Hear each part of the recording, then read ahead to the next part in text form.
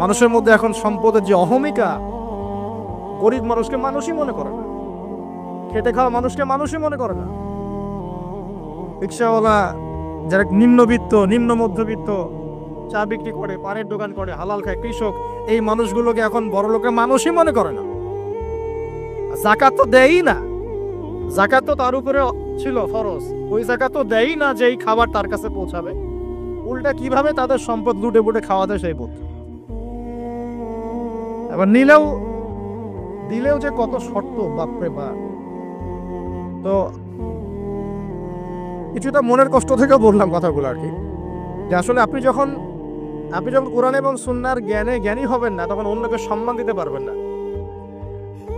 আমরা বড় বড় স্লোগান দিই যে অমুক অমুকের সেবক, অমুক অমুকের সেবক। আসলে সেবা সত্যিকার অর্থে করছি? আল্লাহ পাক তার রাসূলের মাধ্যমে জানিয়েছেন, এই হাদিসটা একটু শোনেন তারপর সামনে যাই। আল্লাহ পাক তার রাসূলের মাধ্যমে আমাদেরকে জানিয়েছেন, শোনো, আলা কুল্লুকুম রাইন, তোমাদের প্রত্যেকে হচ্ছে দায়িত্বশীল, তোমাদের প্রত্যেকেই দায়িত্বশীল। কেউ পরিবারের দায়িত্বশীল, কেউ ব্যবসা প্রতিষ্ঠানের দায়িত্বশীল, কেউ তোমার চাকরির প্রতিষ্ঠানের দায়িত্বশীল, কেউ সামাজিক দায়িত্বে আছো, কেউ প্রশাসনে, কেউ পররাষ্ট্র ইত্যাদি। তোমাদের প্রত্যেকেই দায়িত্বশীল। কুল্লুকুম রাইন ওয়া কুল্লুকুম মাসউলুন আন রাইয়াতি, এবং তোমাদের প্রত্যেককে যার যার দায়িত্ব সম্পর্কে আল্লাহ কিয়ামতের মাঠে জিজ্ঞাসা করবে। আমরা কি উত্তর দেওয়ার জন্য প্রস্তুত আছি ভাই? সবার আগে আমি দেখি, আমি আমার উপর দায়িত্বশীল না? মনে করেন আমি বা আমাদের মতো যারা আছেন, যারা দায়ী ইলাল্লাহ, আলেম ওলামা, যারা উম্মার জন্য ভালো চিন্তা করেন, জনগণকে পথ দেখানোর চেষ্টা করেন, তাদের উপর সবচেয়ে বড় আমানত হচ্ছে কোরআন এবং হাদিস। তাদের উপর সবচেয়ে বড় আমানতটা কি? কোরআন এবং সুন্নাহ, এই জ্ঞানটাকে সত্যটাকে স্পষ্ট করে দেওয়া, এইটার আলোকে সত্য মিথ্যাকে স্পষ্ট করে দেয়া। কতজন মানুষ এই কাজটা করতেছে? কেউ হিকমার দোহাই পেরে সত্য মিথ্যা স্পষ্ট করে না, কেউ চাকরি চলে যাবে এই ভয়ে সত্য কথা বলে না, কেউ আমার এই হবে সেই হবে কত কি চিন্তা করে সত্যের সাথে মিথ্যা তালগোল পাকায় সময় পার করতেছে। ওয়াজ মাহফিল বাংলাদেশের দিন প্রচারের একটা অন্যতম প্ল্যাটফর্ম। সারা দেশে মনে হয় প্রতিদিন 100-200 মাহফিল হয় কি না? কিন্তু আপনি দেখবেন প্রচুর মাহফিল, অহেতুক গাল গল্প, কেচ্ছা কাহিনী, টাইম নষ্ট করা।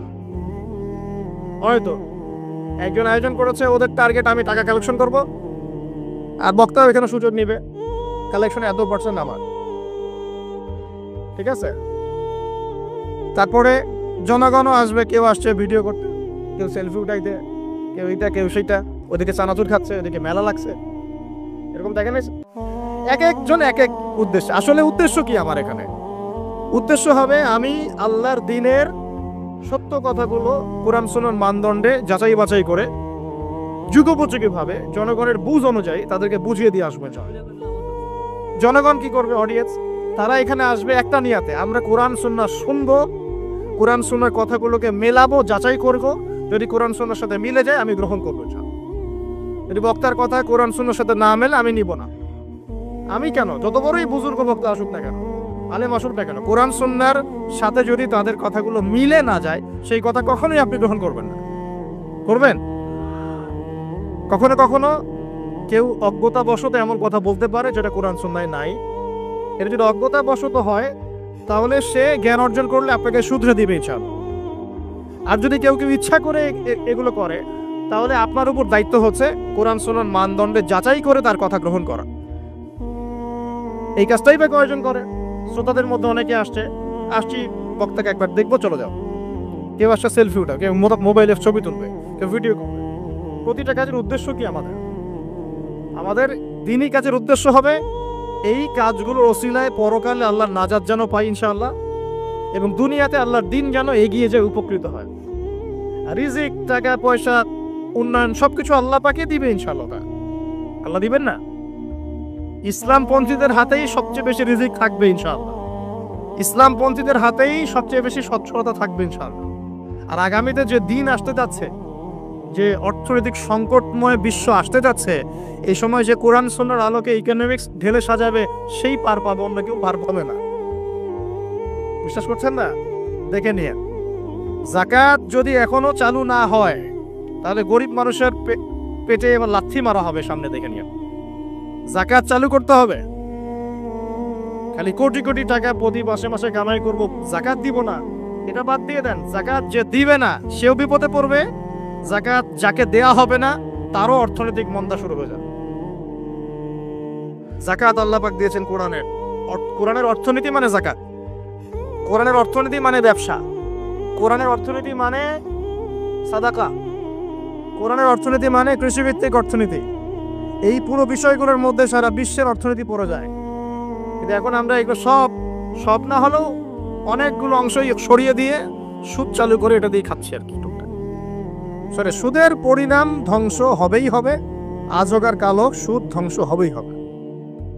সারা দুনিয়া এখন দেখছে যে সুদ কিভাবে ধ্বংস হয়, সারা দুনিয়া এখন দেখছে সুদ কিভাবে ধ্বংস হবে। মনে রাখবেন, এর ফলে শুধু এক শ্রেণীর মানুষই লাভবান হবে। কোন শ্রেণী?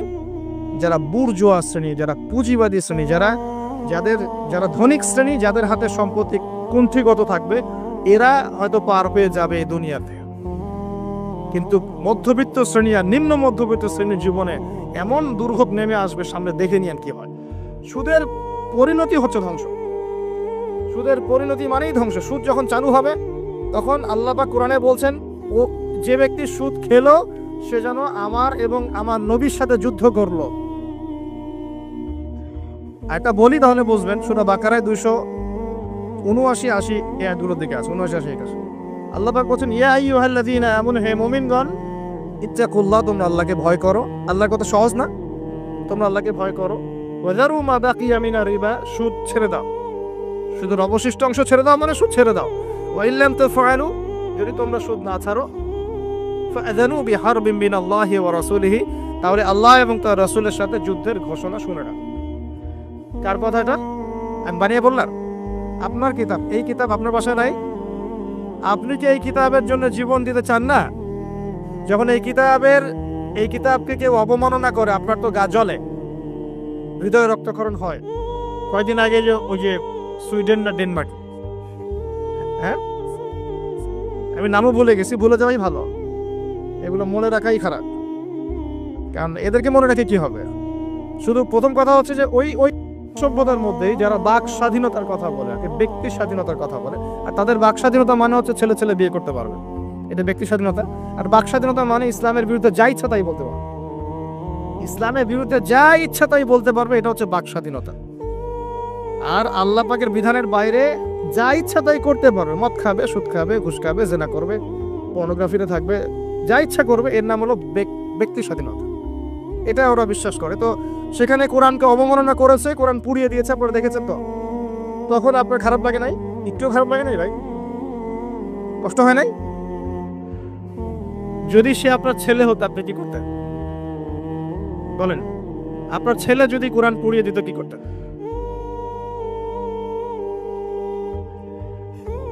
এখন আমাকে বলেন, ওই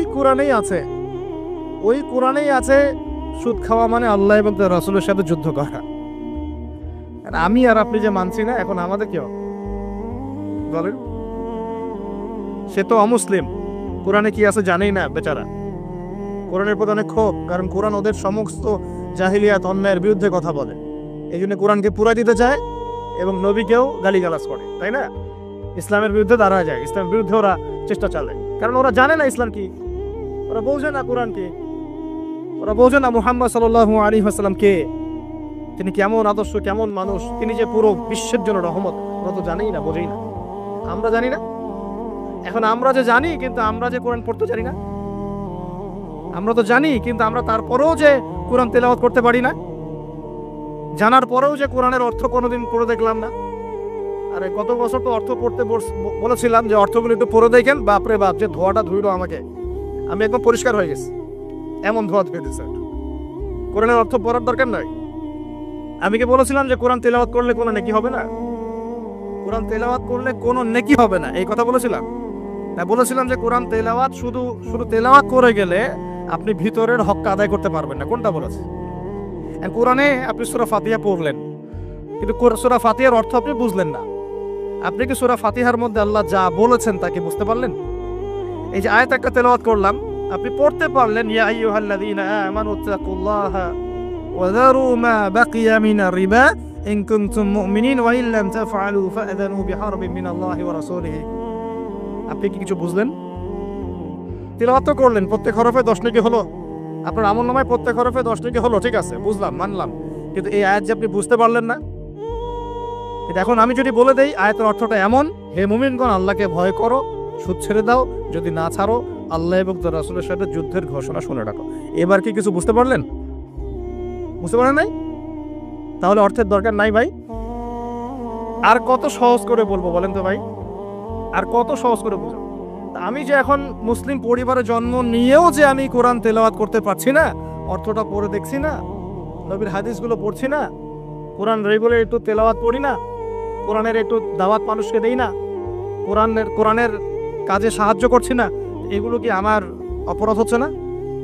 কে বড় অপরাধী তাহলে? তারা না আমরা? বলেন এবার, এই ওয়াদাটা করতে পারি? প্রথম ওয়াদা করেছেন দরুদ পড়বেন সকালে সন্ধ্যায় 10 বার করে, মনে আছে তো নাকি ভুলে গেছেন? আমাদের মেমোরি তো এখন মাছের মতো, অ্যাকুরিয়ামের মাছ আছে না, মাছের মেমোরি ওখানে ঘোরে কেন সারাদিন জানেন? কারণ ওর memory short time memory loss, মানে ওর মেমোরি এত নিচু স্কেলের, ও মনে করে যে এটা হচ্ছে অনেক বড় সমুদ্র, কোথায় গেল ভুলে গেল, এই যেখান থেকে এই পর্যন্ত গিয়েছে ও ভুলে গেছে কোথায় কোথায় আসছে, মেমোরি লস। আমাদের কেন জানি আমাদের জাতিটা এরকম হয়ে গেছে, আল্লাহ মাফ করো। একটা ইস্যু আসে, ওইটা নিয়ে একদম মাতামাতি লাফালাম, চলে গেলে ওটা ভুলে যাবে, নতুন ইস্যু, এমনটা হয় না? আচ্ছা, তো আপনারা ওই রকম হয়েন না অন্তত পক্ষে, আল্লাহ পাক তৌফিক দান করুন। তো প্রথমে ওয়াদা করেছেন কি 10 বার করে, মনে আছে তো? আচ্ছা, এবার দ্বিতীয় ওয়াদা করেন যে কোরআন যারা তেলাওয়াত করতে জানেন না, আমি অর্থের কথা বলছি না এখন, জাস্ট তেলাওয়াতের কথা বলছি, যারা কোরআন তেলাওয়াত করতে জানেন না, এই যে রমজান মাস সামনে আসছে, এই পুরো রমজান সময় দিলাম বিশুদ্ধ করে কোরআন তেলাওয়াত শিখতে হবে। রাজি আছেন ইনশাআল্লাহ? রাজি আছেন ইনশাআল্লাহ? ওয়াদা করছেন তো? নিয়াত এত দুর্বল কেন? নিয়াত এত দুর্বল কেন? কোরআন তেলাওয়াত শিখতে কি কষ্ট হবে খুব? এটা তেলাওয়াত শেখাটা কি অযোধ্যা হবে? কাজে দিবে? কোরআন যে তেলাওয়াত করতে জানে না, কোরআন কি তার পক্ষে সাক্ষী দিবে না বিপক্ষে সাক্ষী দিবে? আর কোরআন যার বিপক্ষে সাক্ষী দিবে সে কি জান্নাতে যাবে? কি মনে হয়, জান্নাতে যাবে? আচ্ছা, তাহলে একটু ওয়াদা করতে পারি ইনশাআল্লাহ, আগামী রমজান শেষ হওয়ার আগেই কোরআন তেলাওয়াত শেষ হওয়া চাই ইনশাআল্লাহ। পারা যাবে ইনশাআল্লাহ? যে ফজিলত বলি, প্রত্যেক হরফে 10 নেকি পাবেন ইনশাআল্লাহ, প্রত্যেক হরফে 10 নেকি। কোরআনে কতগুলো হরফ আছে জানেন? এটা আয়াত, আয়াত, হরফ, হরফ মানে অক্ষর, আর আয়াতও 6666টা নাই, 6666টা আয়াত কোরআনে নাই, বাসায় কি গুনে দেখে, কোরআনে আয়াত আছে 6234টা, 6236টা, বাসায় কি গুনে দেখে। 2, কোরআনের শব্দ আছে 77,800টা, শব্দ বুঝি, ওয়ার্ডস 77,800টা, এটা হলো শব্দ সংখ্যা। আর অক্ষর প্রায় 5 থেকে 6 লক্ষ অক্ষর আছে, 5 থেকে 6 লক্ষ অক্ষর আছে। প্রত্যেক হরফে 10টা করে যদি নেকি হয়, একবার বিশুদ্ধ করে কোরআন খতম দিলে কত নেকি হবে বলেন? কত হবে? কয়েক কোটি তো হবে নাকি ইনশাআল্লাহ? হবে তো নাকি? আল্লাহ পাক আমাদের সবাইকে বিশুদ্ধ করে কোরআন তেলাওয়াত করার তৌফিক এনায়েত করুন, বলি আমিন। আমিন। এখন যারা আমরা কোরআন তেলাওয়াত করতে জানি, হাফেজ আছি বা কোরআন পড়তে পারি মাশাআল্লাহ, তারা কি একটু ওয়াদা করতে পারি যে এই রমজান মাসে আলিফ লাম মিম থেকে শুরু করে মিনাল জিন্নাতি ওয়ান নাস পর্যন্ত 114টা সূরার অর্থ পড়ে দেখবো ইনশাআল্লাহ? কারা কারা কোরআন তেলাওয়াত করতে জানেন হাত তুলে দেখি একটু। মাশাআল্লাহ, শুকরিয়া, জাযাকুমুল্লাহ, অনেকেই জানেন মাশাআল্লাহ, হাত নামান। যারা জানি, আমরা এবার ওয়াদা করলাম, নিয়াত করলাম ইনশাআল্লাহ তাআলা এই রমজান মাস শেষ হওয়ার আগেই, আমরা এখন থেকে শুরু করব, রমজান শেষ হওয়ার আগেই আল কোরআনের 114 সূরা মানে 30টা পারা, প্রতিদিন 1 পারা করে, প্রতিদিন 1 পারা করে 30টা রোজায় 30 পারার অর্থ পড়ে শেষ করব ইনশাআল্লাহ তাআলা। রাজি আছেন ইনশাআল্লাহ? দেখেন, কোরআনের অর্থ না পড়লে আপনি আল্লাহ আপনাকে যা বলতে চেয়েছেন সেটা আপনি বুঝতে পারবেন না। বুঝতে পারবেন? উদাহরণ দিই ছোট্ট করে, খেয়াল করেন। মনে করেন আপনি প্রবাসী, আপনার স্ত্রী থাকে দেশে, আপনার স্ত্রীর সাথে আপনার দেখা সাক্ষাৎ খুব কম হয়, দেখা সাক্ষাৎ হয় না বললে চলে। খুব আপনি কাজের কারণে ওখানে থাকছেন, মাঝে মাঝে আসছেন যাচ্ছেন। এখন স্ত্রী আপনাকে একটা মেসেজ পাঠিয়েছে ফোনে, স্ত্রী আপনাকে একটা 1 পৃষ্ঠার মেসেজ পাঠিয়েছে, আর মেসেজটা পাঠিয়েছে স্ত্রী ইংরেজি ভাষায়। কোন ভাষায় ভাই? আর আপনি বেচারা ইংরেজি বোঝেন না, আপনি ইংরেজি বোঝেন না, আপনি ইংরেজি রিডিংটাও করতে পারছেন না যে সে বলেছে আই লাভ ইউ, এতটুকু আপনি পড়তে পারছেন না, কারণ আপনি কোনোদিনও ইংরেজি পড়েন নাই। এটা যে আই, এটা যে এল, এটা ও, এটা ভি, এটা ই, এটা আপনি বুঝতে পারছেন না, কারণ আপনি ইংরেজি জানেনই না। মনে করেন এখন স্ত্রীর এই ভালোবাসাপূর্ণ মেসেজটা আপনি কি পড়তে পারবেন? আচ্ছা, তাহলে পড়তেও পারলেন না। এখন যদি পড়তে পারতেন, কমসে কম পড়তে পারতেন, তাহলে কি হতো? অর্থটা আপনি বোঝার চেষ্টা করতেন নাকি? অর্থটা বোঝার চেষ্টা করতেন। হ্যাঁ, স্ত্রী বলেছে আমি খুব ভালো নাই, আপনার কথা মনে পড়ছে, সন্তানরা আপনাকে মিস করে, এগুলো সে ইংরেজিতে লিখেছে, ইংরেজি ভাষায় লিখেছে। আর আপনি ইংরেজি ভাষা পারেন না, অর্থটা বোঝেন না। তার লেখাগুলো হয়তো আপনি টুকটাক একটু পড়তে পারছেন, হ্যাঁ, কিন্তু আপনি কি তার অর্থটা উঠাতে পারবেন? অর্থ যদি উঠাতে না পারেন, স্ত্রী যে এত প্রেম ভালোবাসা মহব্বতের সাথে একটা চিঠি লিখলো আপনাকে, আপনি কি সেই চিঠির হক আদায় করতে পারলেন? এবার আপনি বোঝেন আল্লাহ রাব্বুল আলামিন আমাদেরকে এই দুনিয়াতে সফল হওয়ার জন্য আর পরকালে জান্নাত পাওয়ার জন্য এই কোরআনটা নাজিল করেছে। আল্লাহ পাক কার পক্ষ থেকে এই মেসেজটা পাঠিয়েছেন? তার নবীর মাধ্যমে, যে তোমরা যেন দুনিয়ায় সফল হতে পারো, দুনিয়ায় কিভাবে চলবে, কিভাবে খাবে, কিভাবে নামাজ পড়বে, কিভাবে সমাজকে ডিল করবে, কিভাবে পরিবার চালাবে, কিভাবে রাষ্ট্র চালাবে ইত্যাদি সব কিছু আল্লাহ পাক এই কিতাবের মধ্যে নাজিল করে নামিয়ে দিলেন রাসূল সাল্লাল্লাহু আলাইহি ওয়াসাল্লামের কাছে, তিনি আমাদের সবাইকে জানিয়ে দিলেন। আর বেচারা আমি যদি এই ভাষাও না বুঝি আর এটা পড়তেও না জানি, আমি কি আল্লাহ পাকের সেই মহব্বতের হক আদায় করতে পারবো?